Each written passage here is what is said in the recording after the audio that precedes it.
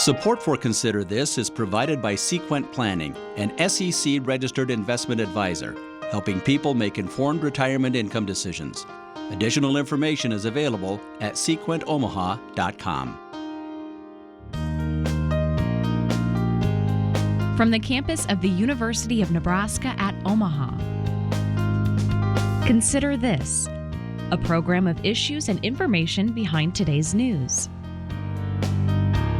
Millions of kids each year get immunized to protect against disease. Diseases like smallpox and polio now affect far fewer people because of widespread vaccination. Vaccines contain inactive viruses or bacteria that stimulate your body's B and T immune cells to produce antibodies, which then fight the disease.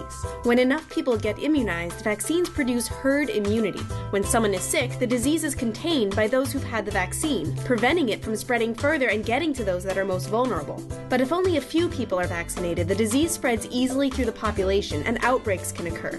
In 1998, a paper in a major medical journal proposed a link between autism and the vaccination for measles, mumps, and rubella. The popular press and some celebrities fueled anxiety about vaccinations based on this report. Some vaccinations can have side effects like soreness and fever, but autism is a complex neurobehavioral disorder that occurs with a spectrum of symptoms. A rise in prevalence may have more to do with changing diagnostic standards than other factors. In fact, over a dozen studies have failed to find any connection between autism and vaccines, and that original paper was retracted amid allegations of fraud and conflicts of interest. Yet the actions of celebrities and the media can have a lasting effect. More than half of Americans still suspect there's a link between vaccines and autism. Call it a case of herd mentality. The consequences can be serious. In Ireland, vaccinations dropped about 30%, resulting in 1,500 new cases of measles and mumps, including 3 deaths. And in the US, states with lowered vaccination rates are currently experiencing outbreaks of measles and epidemic levels of whooping cough. So don't be immune to good advice. Better a sore bottom than a deadly bottom line. Hi everyone, I'm Kathy Wyatt. Welcome to this week's edition of Consider This. Our topic, vaccination recommendations for Nebraskans. Joining us to talk more about it is Allison Deering Anderson, a clinical associate professor in the College of Pharmacy at UNMC. Welcome. It's nice to be here. Thank you. Well, thanks for coming. We appreciate that. I'm going to start. What is a vaccination? A vaccination is giving you a little piece of a disease. Not the whole bacteria or the whole virus, but a little piece so that your immune system can recognize that and go, this is bad. So that then if you ever get exposed to the real disease, your immune system sort of has been forewarned. If you see this, go kill it. And it allows your immune system to fight at the very first recognition of that bad thing. Okay, because we often hear vaccination and immunization they're interchangeable, right? So the biggest difference being? There isn't a difference. That the original term vaccination meant to give you that antigen or that little piece of the bacteria or the virus or whatever. Immunization is actually the dream. And immunization technically means I gave you the antigen and it worked, and you are now immune or you have been immunized. So we always give vaccine. Our goal is that we produce immunization. Wow, okay, thank you. How many vaccines are there? Oh, wow, there's over 30 in the United States. When we look worldwide, we're closing in on 50. There are things that we do not use in the United States. There is a vaccine that claims to help with tuberculosis.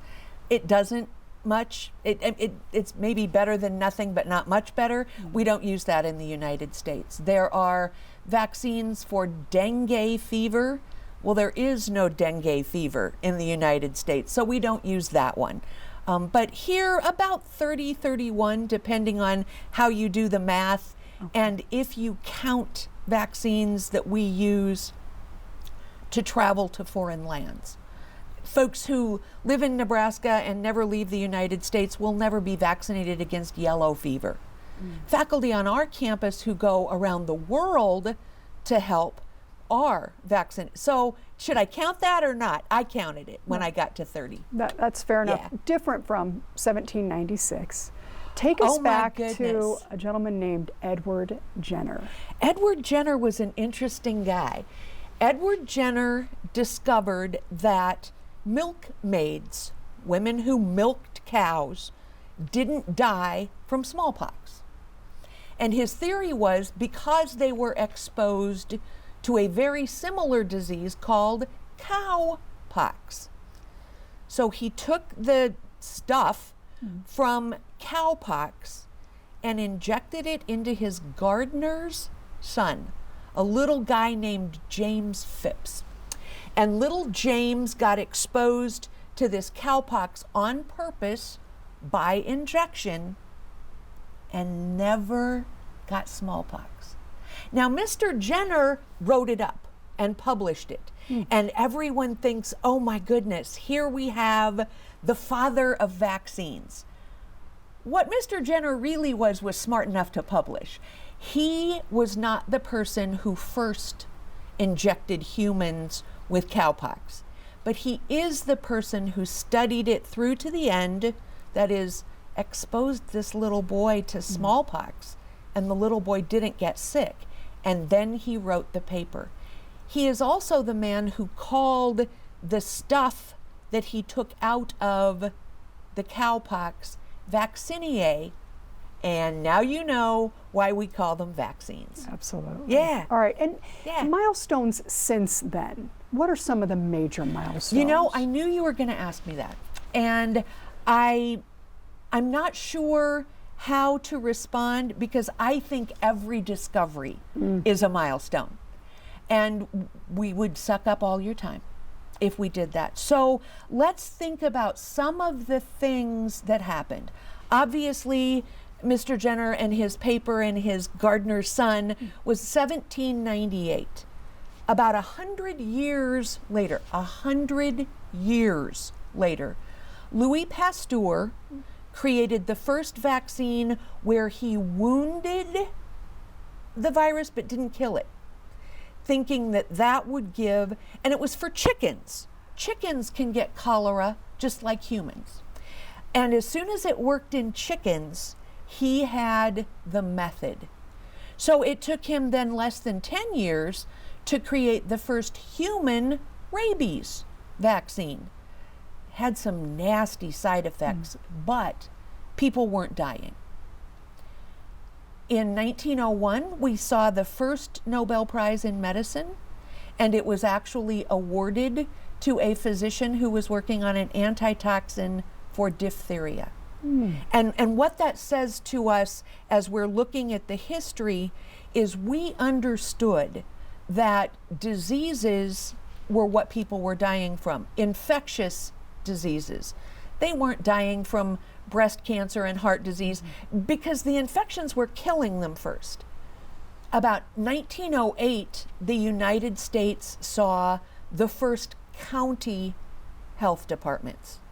And when we think about stopping people from dying from diseases that are infectious, nobody is more important than public health.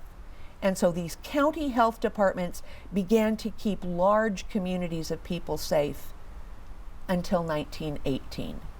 And almost everybody has heard about the influenza epidemic of 1918. And the virus was so powerful, and our response to the virus was so powerful that young, healthy people were dying because their immune system was so active that it actually killed them. At one point, 1 in 3 people on the planet had influenza.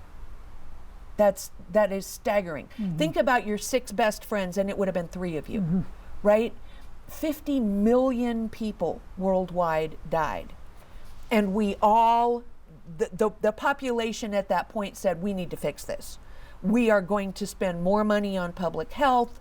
We are going to do some things with vaccines. Then in 1938, President Franklin Roosevelt, and you may not recall a lot of history, But we all remember that he had had polio, which is why he did the fireside chats. It was easier to sit down than to walk.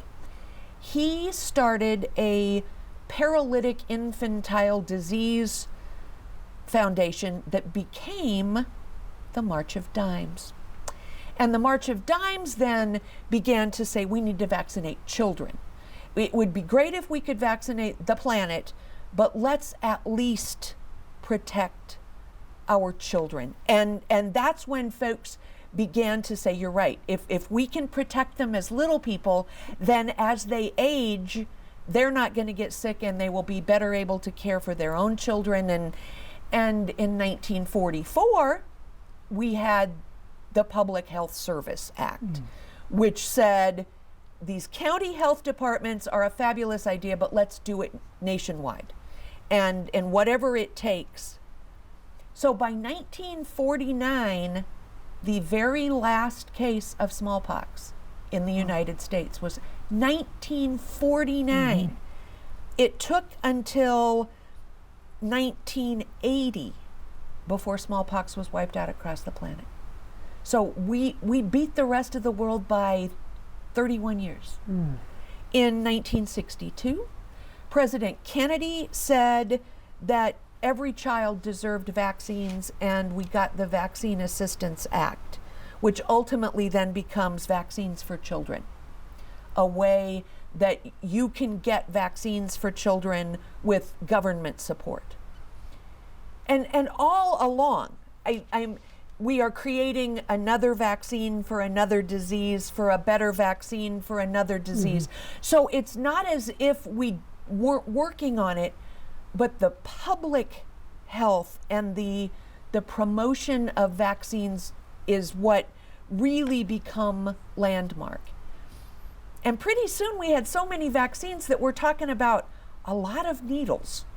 And in 1971, we saw the first combined vaccine, measles, mumps, rubella, one shot. That's a game changer because that took away 2 needles. We know that within the next 2 years, we're going to have a vaccine that contains 6 pieces. So where we now have 6 needles, we're going to have 1, and it will cover tetanus, diphtheria, pertussis, polio, Haemophilus influenza type B. How cool is that, right?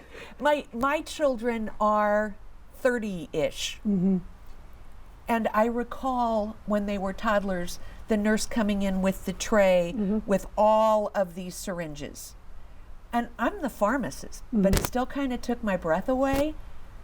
We are now at the point where all of those syringes will become one.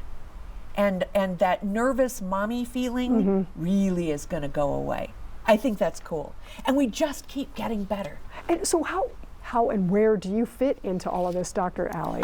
We're so grateful that you're doing what you're doing. I'm a little cog in a great big wheel. Me personally, my profession, however, has changed vaccines in the United States. In the early 1990s, a physician at CDC, his name was Bill Atkinson, looked out at adult vaccination rates in the United States and said, pretty much, these are pitiful. And adults aren't getting vaccinated at their doctor's office because often they're healthy folks and they're not going. How can we get them? And he advocated for 2 straight years that pharmacists were the people who could solve the problem. And initially people went, yeah, right. And he said, but they're the drug experts and vaccines are drugs. And folks began to listen. And now in Nebraska, the profession that gives the most adult vaccines are pharmacists. Wow. Yeah, it's great. So that's how we fit in.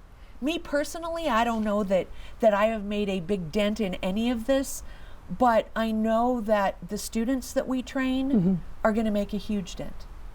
Huge. Yeah, I would imagine you've been a positive influence on many. I hope so. Many. I hope so. Nebraska Network of Care right, Yes. breaks down. What we want to do now is take this kind of categorically. So we have birth to 6, then 7 to 18, then 19 and over. So what we'd like for you to do, and we know we have limited time, is to take those each, in terms of their category, and tell us what's most important for us to know. And we'll start with birth to 6. Great. Parents out there watching, what is most important for them to know?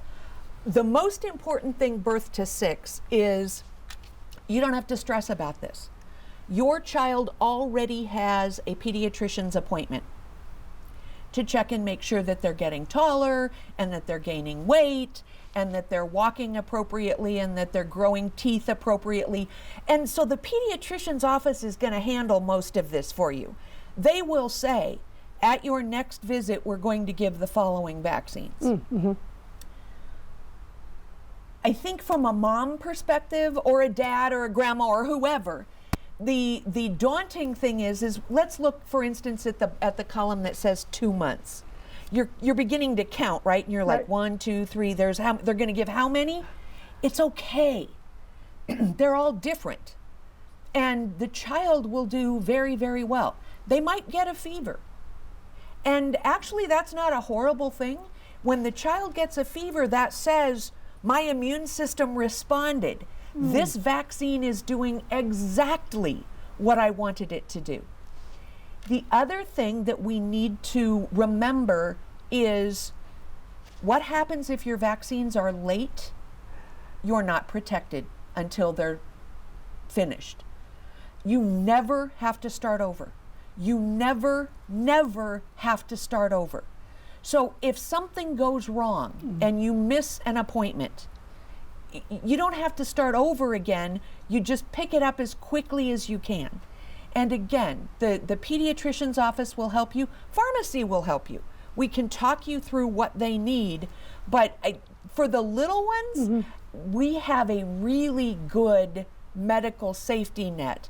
And remember, all of those are covered under the Vaccines for Children program that was started by President Kennedy in 1962. So there is funding to help you get your child vaccinated. It's good to know because I think oftentimes parents, especially new parents, don't know what they don't know. And so it's good to hear you say that they are going to kind of prompt and cue you along to let you know when you need to be doing. Yep, we certainly will. Okay, so let's go to the next grouping, which is 7 to 18-year-olds. And we talked about how easy it was for the little ones because you go see the doctor. Oh my goodness. The 7 to 18-year-olds are healthy and they're active and they're busy. You've got one going to soccer practice and one at dance club and one that's going to be cheerleader, and we've got one that's at and oh my, they never get to the doctor because they're sick. They're not sick. Right. So we begin now to bring pharmacy in. Pharmacists can do some of these vaccines. But this chart is one of my favorites because the green is so obvious, right? Every year they need a flu shot. And we need to be sure that they stay up to date in treating tetanus, diphtheria, and pertussis. That's the one that says Tdap. We are beginning now to vaccinate many more children, that's 9 years old and older, against the human papillomavirus. The human papillomavirus has been identified in over 100 cancers. We knew as long ago as about 20 years that human papillomavirus was involved in cervical cancer. So the first human papillomavirus vaccine was only for girls. Well, we now know that it's involved in many other forms of cancer. And to think that I can give a vaccine that will stop a cancer 30 years from now is so exciting. We began to know that it was good for boys when my sons were the right age to be vaccinated. But it wasn't real popular to vaccinate your sons. So I did what I assume most pharmacist moms do. I bought the vaccine at work, I put it in my cold pack, I took it home and I vaccinated my sons in my kitchen. And now it is standard of practice to vaccinate the girls and the boys. And that's wonderful. I may have prevented their cancer. I may not have been the greatest mom in the world, but I found a way to protect them against cancer. That's awesome. Yeah, very much so. All right, I want to go to 19 and older now, Dr. Alley. Okay, this let's is do a that. big group of It's a folks. huge group. And so what's important as we put this graphic up for people to know, especially as you're in that young adult area and then you age? With the young adults, we tend to get real busy and we tend to focus on our children. And we need to remember that we have to protect ourselves against influenza and against tetanus. So don't let your own vaccines get beyond the expiration date, right? And right now, influenza is once a year, tetanus is once every 10 years, unless there's going to be a new baby. And it's the whooping cough part of the tetanus vaccine. We vaccinate women with every pregnancy. We vaccinate dad, we vaccinate the grandparents, we vaccinate the lady that runs the church nursery and the daycare center, because tiny babies can die from whooping cough. And if we can keep the adults in their sphere of influence from making them sick, that's fabulous. Then as we age, other things begin to be problems. Pneumococcal pneumonia, shingles, which is a reactivation of chickenpox. And we can protect adults against those things. Sometimes we protect them based on their birth date, but sometimes we protect them based on their disease. If you have heart failure, if you have chronic lung disease, I'm going to vaccinate you against pneumonia earlier than your healthy golf partner. If you have ever had the shingles before, I'm going to vaccinate you earlier than someone who has not had them yet. And so now is when you have that conversation with your pharmacist. I am taking the following drugs. I have the following diagnoses. What do I need to do? And we can do that.